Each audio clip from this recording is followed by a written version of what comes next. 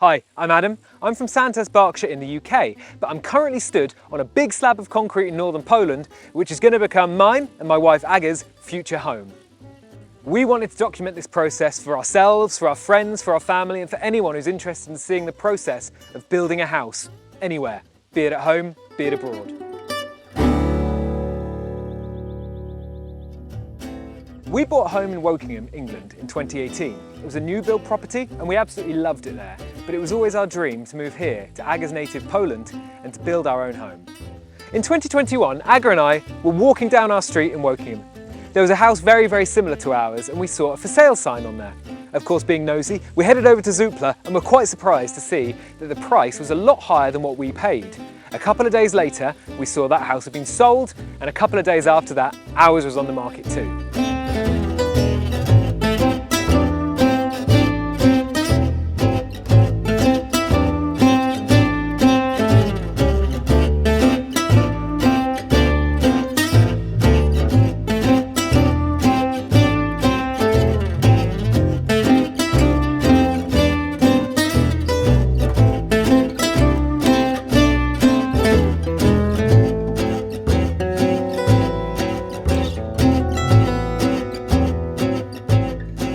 The house took 1 week to sell, and after that the sale process took about 3 months.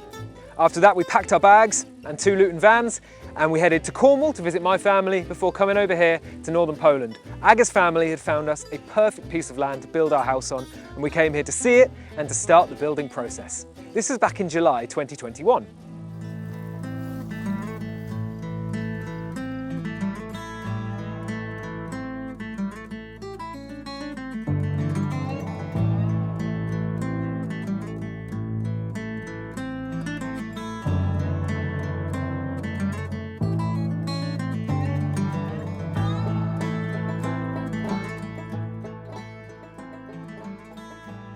It's going to be very messy and very dirty, but this, everyone, is the land that me and Aga now have. So it's been just building some fence posts, jamming some fence posts into the ground. So you can see all of those posts behind, they belong to us now, and that's sort of our land. Big rectangle, you can see Aga's there midway through, and a little bit of bushes. That's all ours now. So yeah, it's been a fun day, absolutely knackered.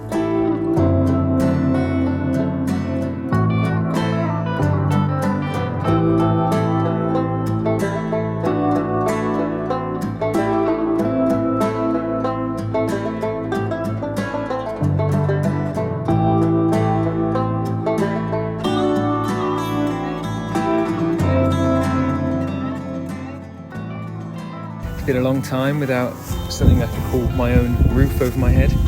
Well, today, got my first taste of having a roof over my head. Yes, I am the proud owner of a Portaloo. Look at it, isn't it glamorous? Isn't it glamorous? Yeah, that's about as close as I'm going to come to having my own 4 walls for a while. So much happened between selling our home and getting to the stage now where we're actually able to start building. If you want to see more, please make sure you subscribe to our YouTube channel. We're going to be showing you not only the house being built itself, but how we chose the design of the house, how we redesigned the internals of the house, how we chose building materials, building teams, the essentials such as boilers, electrics, recuperation, all of that sort of thing. It's a big process, so make sure you follow our YouTube channel to not miss a stage. But right now we're going to go back to the 30th of June and the diggers are coming in. So those of you who may or may not know me, I don't do mornings well. I'm not a good morning person. You can see probably by the miserable look in my eyes that it is a morning. It's 30th of June, time just gone 7 o'clock, and we're just now walking out to the land to be able to see the digger who's going to be there digging a hole. It's a stressful day because it could be 3-4 hours and a little bit of sand, which would be nice and easy, or it could be a few days and 8-9 trucks of sand, which of course will hit the pocket a little bit harder.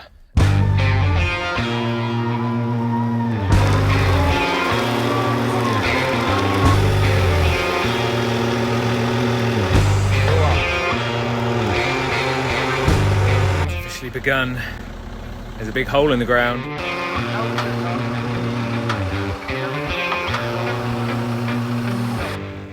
So you can see the diggings going on behind. You can see the nice portaloo. There we go. Got a shot at the portaloo. When I was walking down here and talking to you about saying worst case scenario, you know, maybe we knew we were going to spend a lot of money on sand and all of that. Well, before today, the worst case scenario was probably 8 trucks of sand, 8 to 10 trucks, each costing in English money about £85 a truck. So I'll put the maths on screen now. That's changed. What is it? They started digging at about 7:15, maybe 7:20, let's say. It's now 8 o'clock. In that 45 minutes, our 8 to 10 trucks of sand has quickly become 20.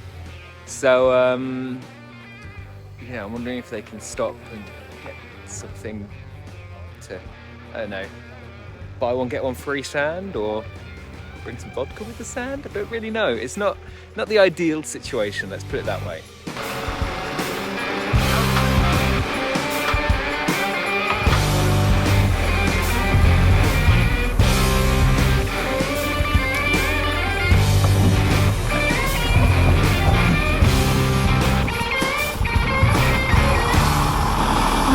That's the sound of money flooding into a hole, everybody. That's the sound of money.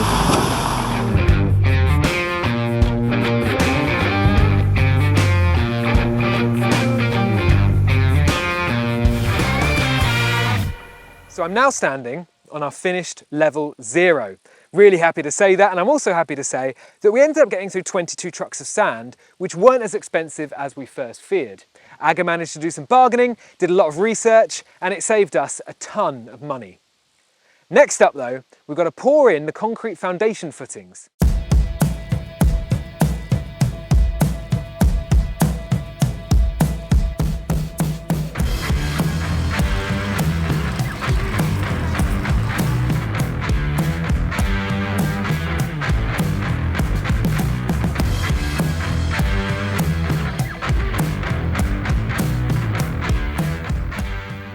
So the early morning is today we're getting our concrete going in. How exciting is that? One great thing about being in a multinational relationship is when you can learn about each other's cultures and traditions. We've done a lot of that over the last 7 years, but one thing I never knew was that in the foundations of a house, people usually put in things for good luck, such as coins. They might put in a time capsule or anything like that. We decided we were going to put in 1 Polish zloty to honour the tradition, but to add a little bit of Britishness, we also put in £1 coin as well. £1 and 1 zloty coin. Why? Because there's the tradition that you put them for good luck into foundations. We didn't really want to do it, but why not? There you go. It's coins in the foundations of the building. Foundations are there, ready to be poured full with concrete. So here we go.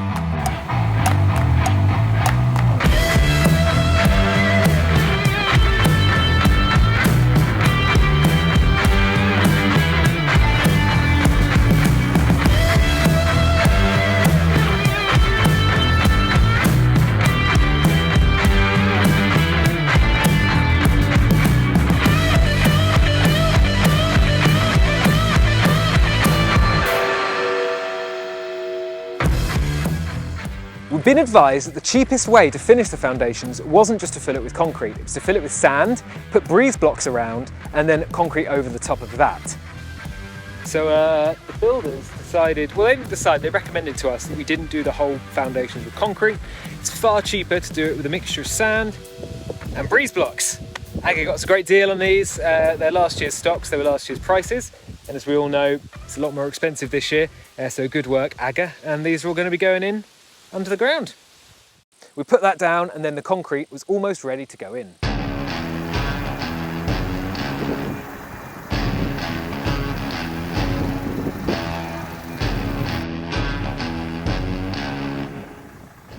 Very hot day today. Weather's finally back, but the house is being buried, so this is where all the sand's going.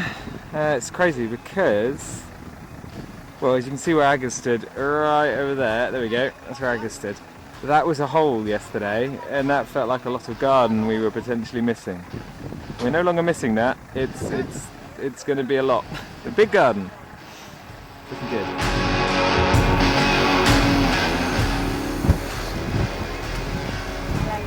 Yeah, I was going to say that, it's a good sound. So after 4 weeks, the hole is filled. As you can see from all the other videos, this was where a hole begun, right where my feet are right now. Had all the foundations, they were being put in. It looked like we were getting this great thing being built, and then suddenly it's all underground again. But it's very exciting. In future episodes, we'll have the chance to go through the internal designs of the house in detail.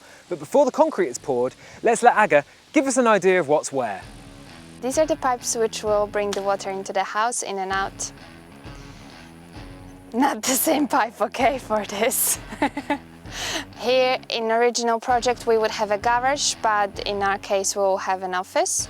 Outside here in this alcove we'll have a massive planter which will be painted in the same colors as the external doors, and we'll have ferns and some lights above that, so it looks all cute. Here is the entrance to the house. Here next to it is the bathroom downstairs. Here will be shower, and where you can see this line from this point in the middle of it where you can see these iron things. This is the beginning of the stairs going up this way. Here is a pantry where we'll do a massive saving because we don't need as many kitchen cabinets. We'll just have loads of shelves, which firstly look pretty, secondly saves a lot of space, thirdly saves your money, and everyone will be like, I'm so jealous you've got a pantry, and I'll be like, yes, that was the most important bit of this house. Pantry will end more or less in here. Here will be the oven. And here we'll start panoramic window, which will be instead of a splashback. So instead of the splashback, we'll have a window which starts with the worktop in the kitchen. So here we've got a big dining space, which is lovely. I'm standing exactly in the point where we are going to have a 160 wide windows. There will be a round circular table with a big, lovely pendant light above that. This is the most expensive window we've got. This is the sliding door window. And here we are in our living room. So the corner sofa will be around there. The living room starts from the point of the iron elements and ends in this section. And that's it. That's it.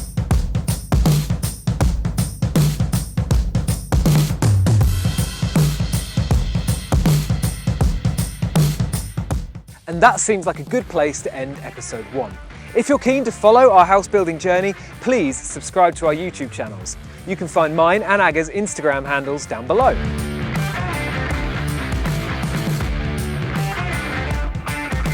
In future episodes, not only are we going to show how the house is being built with walls going up and that sort of thing, we're also going to talk about how we chose the house design, how we chose the building materials, how we chose the builders, how we chose essentials such as boilers, heating, electricals, recuperation, windows, all of that sort of thing. So please do make sure you stay tuned if you want to see that.